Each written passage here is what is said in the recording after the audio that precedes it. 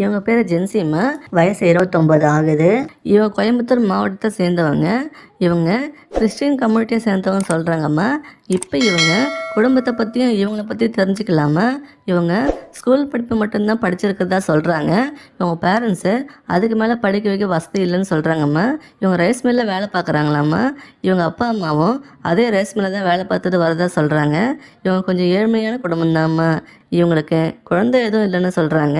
இவங்க husband lorry டிரைவராக வேலை செஞ்சுட்டு இருக்கும்போது ஒரு நாள் ஆக்சிடெண்ட்டில் அடிபட்டு படுத்த படுக்கையாக இருந்து இப்போ சில மாதம் முன்னாடி தான் இறந்து போயிட்டு தான் சொல்கிறாங்க.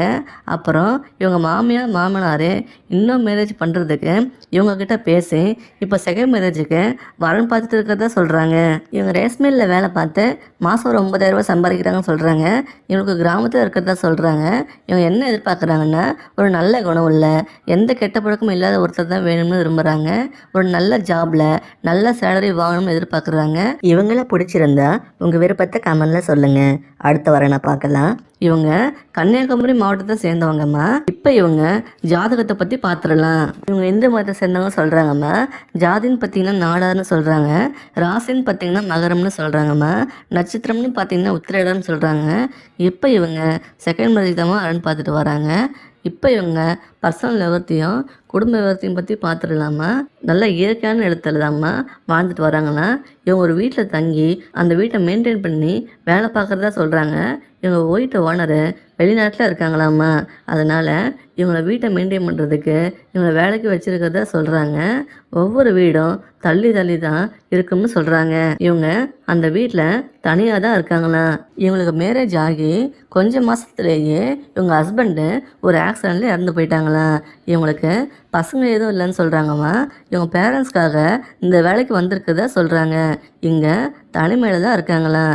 உங்களுக்கு இவங்க ஓகேனா நீங்கள் இவங்க கூட வேலைக்கு ஜாயின் பண்ணி இவங்க கூட சேர்ந்து வாழலாமா.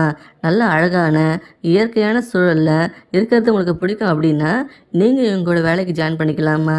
இவங்கள பிடிச்சிருந்தா உங்கள் விருப்பத்தை கமெண்டில் சொல்லுங்கள். அடுத்த வரனை பார்க்கலாம். இவங்க பேர் மீரா. வயசு 31 ஆகுது. இவங்க மதுரை மாவட்டத்தை சேர்ந்தவங்கம்மா. நீங்களும் மதுரை மாவட்டம் சேர்ந்தவங்க அப்படின்னா இவங்க உங்களுக்கு ரொம்ப பக்கத்தில் தான் இருப்பாங்க. இவங்களும் உங்களுக்கு ஃபஸ்ட்டு ப்ரிஃபரன்ஸ் கொடுக்க நிறைய வாய்ப்பு இருக்குமா.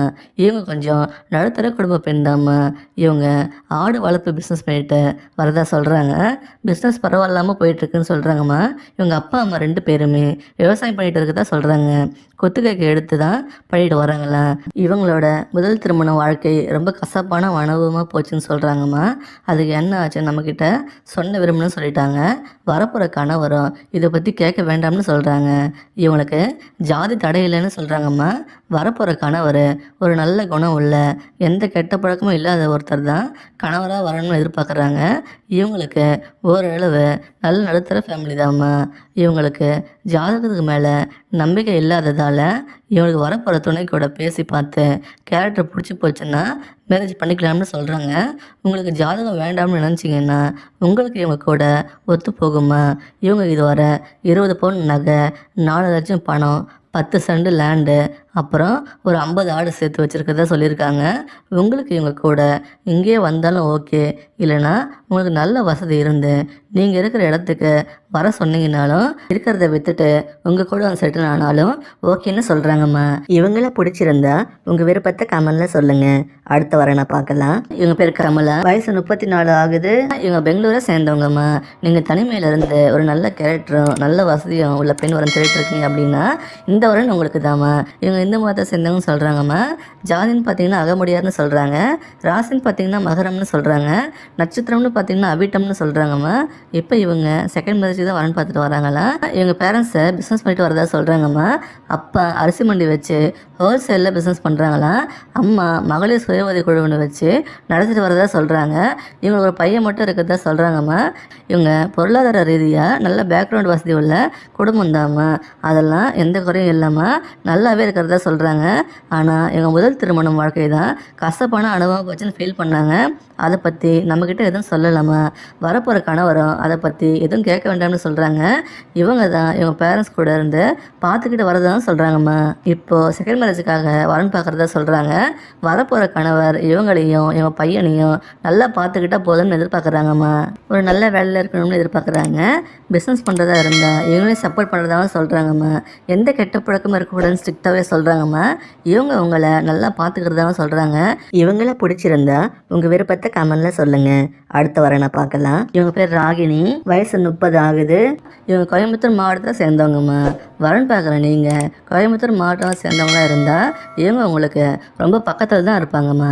நீங்கள் அப்ரோச் பண்ணும்போது உங்களுக்கு ஃபஸ்ட்டு ப்ரிஃபரன்ஸ் கூட கிடைக்க நிறைய சான்ஸ் இருக்குதுன்னு சொல்லிக்கிறோம்மா. இவங்க கேரக்டருக்கு ரொம்ப முக்கியத்துவம் கொடுக்குறதா சொல்கிறாங்க.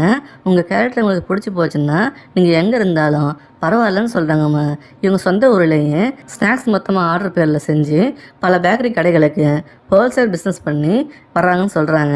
இவங்க பொருளாதார ரீதியாக ரொம்ப நல்ல வெல் செட்டில்டானவங்க தாம்மா. அதனால் நீங்கள் சம்பாரிச்சு தான் எங்கள் ஃபேமிலி ரன் பண்ணணும் இல்லைன்னு சொல்கிறாங்க. இவங்க ஃபஸ்ட்டு மேரேஜ் இவங்க சொந்தக்காரங்களையே இவங்களை மேரேஜ் பண்ணிக்கிட்டாங்களாம். அப்புறம் சில மாதத்துலேயே அவங்க கேரக்டர் சரியில்லைன்னு தெரிஞ்சுக்கிட்டாங்க. இவங்களையும் ரொம்ப டாமினேட் பண்ணதால் வாழ முடியாமல் தனியாக வந்துட்டு தான் சொல்கிறாங்க.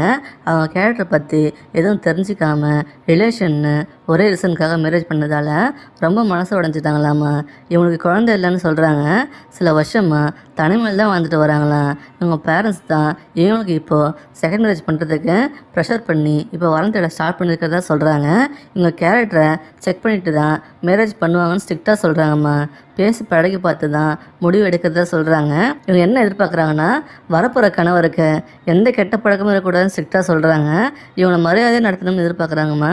உங்களுக்கும் நல்லபடியாக பார்த்து பண்ணு, யாருக்காகவும் விட்டு கொடுக்க மாட்டாங்கன்னு சொல்கிறாங்க. இவங்கள நல்லா சந்தோஷமாக வச்சுக்கிட்டு கடைசி வர விட்டு கொடுக்காம ஒருத்தருக்கு ஒருத்தர் உண்மையாக இருக்கிற ஒருத்தர் தான் இவங்களை மேரேஜ் பண்ணிக்கணும்னு விரும்புகிறாங்க. இவங்கள பிடிச்சிருந்தா உங்கள் விருப்பத்தை கமெண்டில் சொல்லுங்கள். அடுத்த வரனை பார்க்கலாம். இவங்க பேர் பரிமளா, வயசு 28 ஆகுது. இவங்க சென்னை மாவட்டத்தை சேர்ந்தவங்க சொல்கிறாங்க. இப்போ இவங்க ஜாதகத்தை பற்றி பார்த்துடலாமா. இவங்க இந்து மதத்தை சேர்ந்தவங்க சொல்கிறாங்க.